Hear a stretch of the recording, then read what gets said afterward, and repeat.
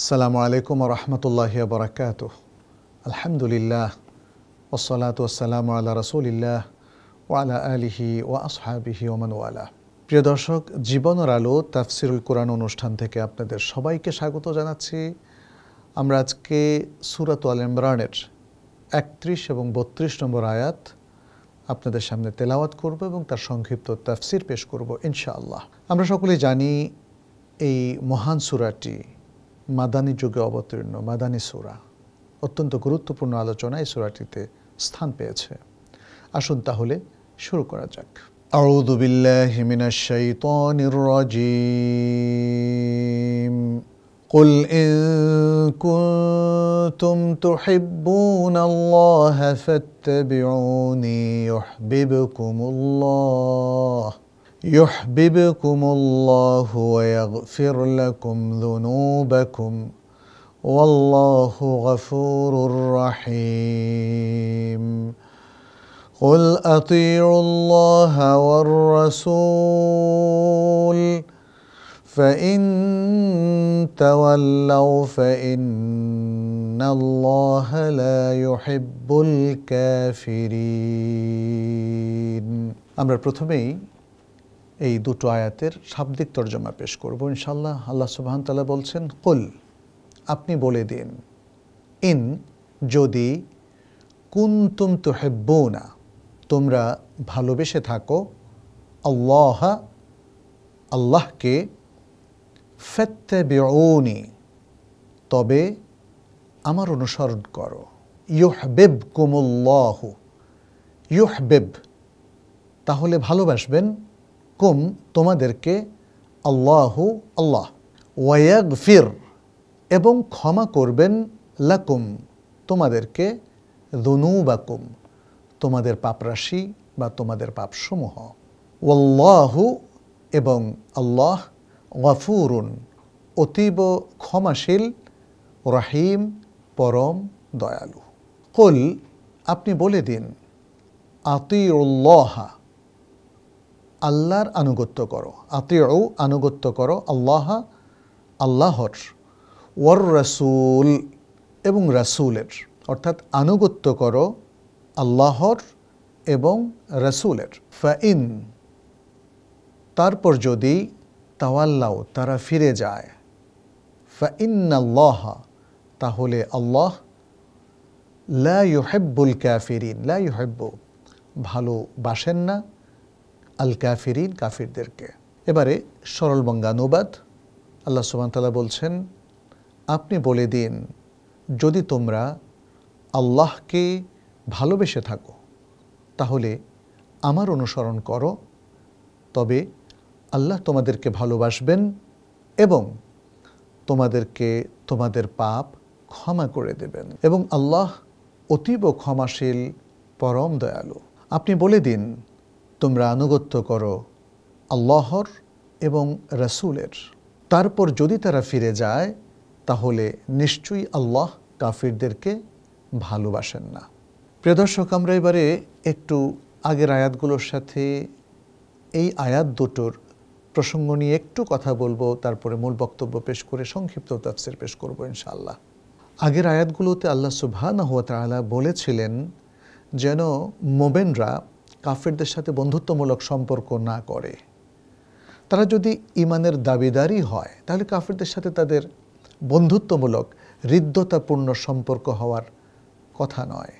তাহলে তাদের করণীয় কি, সেটি আল্লাহ সুবহানাহু ওয়া তাআলা এই আয়াত দুটোতে তুলে ধরেছেন। এবং এখানে আল্লাহর যদি আনুগত্য করতে হয় অথবা আল্লাহর মাহাব্বা যদি পেতে হয় তাহলে তার আলামত কি সেটা তিনি তুলে ধরেছেন, এবং সেজন্য আল্লাহ এবং রাসূলের আনুগত্যের শর্তও তিনি এখানে জুড়ে দিয়েছেন। অতএব কেউ যদি কাফিরদের সাথে বন্ধুত্ব এবং মাহাব্বার সম্পর্ক তৈরি না করে তাহলে তাদের সম্পর্ক হবে আল্লাহর সাথে। আল্লাহকে তারা ভালোবাসবে এবং আল্লাহকে ভালোবাসার কিছু আলামত রয়েছে। আর যদি কেউ সত্যি আল্লাহকে ভালোবাসে এবং সে আলামতগুলো সে অনুসরণ করে চলে তাহলে আল্লাহ তাকে ভালোবাসবেন বলে তিনি ওয়াদা দিয়েছেন। তাহলে এই আয়াতগুলো যদি আমরা একটু সংক্ষিপ্ত তাফসীর সহকারে আলোচনা করি তাহলে অনেক কিছুই আমাদের সামনে ফুটে উঠবে ইনশাআল্লাহ। প্রথমত আল্লাহ নির্দেশ দিচ্ছেন, যদি তোমরা আল্লাহকে ভালোবেসে থাকো তাহলে কি করবে? ফাত্তাবিউন, ইত্তেবা করতে হবে। খুব গুরুত্বপূর্ণ একটা পয়েন্ট কিন্তু এখানে আলোচিত হয়েছে। রাসূল সাল্লাল্লাহু আলাইহি সাল্লামের ইত্তেবা করাটাই হচ্ছে আল্লাহকে ভালোবাসার আলামত। এটি আল্লাহ সুবহানাহু ওয়া তাআলা শুধু এই আয়াতে না, আরও অসংখ্য আয়াতে তুলে ধরেছেন। তিনি বলেছেন, লাকাদ কানা লাকুম ফি রাসূলিল্লাহি উসওয়াতুন হাসানাহ, সূরা আল আহজাবের মধ্যে, যে নিশ্চয়ই রাসূলুল্লাহর মধ্যে তোমাদের জন্য রয়েছে উত্তম আদর্শ। সূরাতুল হাশরের মধ্যে আল্লাহ তাআলা বললেন, ওয়ামা আতাকুমুর রাসূলু ফাখুযুহু ওয়ামা নাহাকুম আনহু ফান্তাহু, রাসূল তোমাদের কাছে জানিয়ে এসেছেন তা তোমরা গ্রহণ করো, এবং যা থেকে নিষেধ করেছেন তা তোমরা বর্জন করো। আর এখানে পরবর্তী আয়াতেও ইত্তেবারের যে রূপরেখা তিনি এখানে দিয়েছেন, স্পষ্ট করে দিয়েছেন, কুল আতিউল্লাহ ওয়ার রাসূল। এখানে আল্লাহ এবং রাসূলের সরাসরি নিরঙ্কুশ আনুগত্যের কথা বলা হয়েছে, এবং সেটি হচ্ছে ফাত্তাবিউনের অর্থ। তার মানে ফাত্তাবিউনি, আমার অনুসরণ করো, অর্থাৎ এটা যেহেতু রাসূল সাল্লাল্লাহু আলাইহি সাল্লামকে আল্লাহ তাআলা বলে দিয়েছেন, তিনি যেন এই বার্তাটা উম্মাহকে দিয়ে দেন যে তোমরা যদি আল্লাহকে ভালোবাসো এবং কাফির মুশরিক বা অমুসলিমদেরকে ভালো না বেসে থাকো, তাহলে তোমাদের ভালোবাসার যে দাবি তোমরা করছো, সেই দাবির আলামত হচ্ছে আমার ইত্তেবা করা। তার মানে হচ্ছে রাসূলুল্লাহ সাল্লাল্লাহু আলাইহি ওয়াসাল্লামের ইত্তেবা করা এটা অত্যন্ত গুরুত্বপূর্ণ একটি পয়েন্ট, যেটি মূলত মুসলিমের সকল অর্জনের মূল কেন্দ্রবিন্দু। অতএব কেউ যদি রাসূলুল্লাহ সাল্লাল্লাহু আলাইহি ওয়াসাল্লামের ইত্তেবা করে, তাকে অনুসরণ করে, তাহলে সে আল্লাহর ভালোবাসা পাবে। আল্লাহ সুবহানাহু ওয়া তাআলা পরবর্তী অংশে সে কথা বলেছেন, ইউহিব্বুকুমুল্লাহ, এবং আরেকটা বলেছেন ওয়ায়াগফির লাকুম যুনুবাকুম, তাহলে আল্লাহ তোমাদেরকে ভালোবাসবেন এবং তোমাদেরকে তোমাদের পাপগুলো তিনি ক্ষমা করে দিবেন। তাহলে আল্লাহর ভালোবাসা পাওয়ার জন্য এবং আল্লাহর পক্ষ থেকে ক্ষমা পাওয়ার জন্য রাসূলুল্লাহ সাল্লাল্লাহু আলাইহি ওয়াসাল্লামের ইত্তেবাটাই হচ্ছে একমাত্র করণীয়। এই আয়াতের মূল বক্তব্যটা আসলে সেটা, এবং মূল ফোকাসও সেটা। আমরা আজকে অনেক মানুষকে দেখি যারা রাসূল সাল্লাল্লাহু আলাইহি সাল্লামের আশেক বা প্রেমিক বলে নিজেদেরকে দাবি করছে, কিন্তু ইত্তেবারের ক্ষেত্রে আমরা তাদের পশ্চাৎপদতা লক্ষ্য করি এবং তাদের সুন্নাহ বিরোধী আমল, তাদেরকে বেদাতের মধ্যে আমরা সম্পৃক্ত দেখতে পাই। এ ব্যাপারে তাহলে চূড়ান্ত সতর্কতা এই আয়াতের মধ্যেও আসলে দেয়া হয়েছে। আল্লাহ তাআলা আমাদেরকে সতর্ক করছেন যে আল্লাহর ভালোবাসা এবং তার ক্ষমা প্রাপ্তির জন্য একটাই কাজ, সেটা হলো ইত্তেবাউর রাসূল সাল্লাল্লাহু আলাইহি ওয়াসাল্লাম। এবং পরবর্তী আয়াতেও সেই কথাটা বারবার অনুরণিত হয়েছে, যেটা আমরা একটু আগেই উল্লেখ করেছি, আর অন্য আয়াতের উদ্ধৃতিও দিয়েছি। পরবর্তী যে আয়াতটা সেটিতে আল্লাহ তাআলা বলছেন আতিউল্লাহ ওয়ার রাসূলা, কুল শুরুতে বলেছেন, তারপর বলছেন আতিউল্লাহ ওয়ার রাসূলা, আল্লাহর আনুগত্য করো, রাসূলের আনুগত্য করো। এখানে আনুগত্যটা হতে হবে নিরঙ্কুশ। আচ্ছা, এখানে আরেকটা জিনিসও কেউ হয়তো বলবেন, আমি আল্লাহর আনুগত্য কিভাবে করব? রাসূলের আনুগত্য তো আমি সুন্নাহ থেকে পাচ্ছি, বা তাকে সাহাবায়ে কেরাম দেখেছেন, সেটা দেখে দেখে আমরা রাসূলের আনুগত্য করব। আল্লাহর কীভাবে আনুগত্য করব?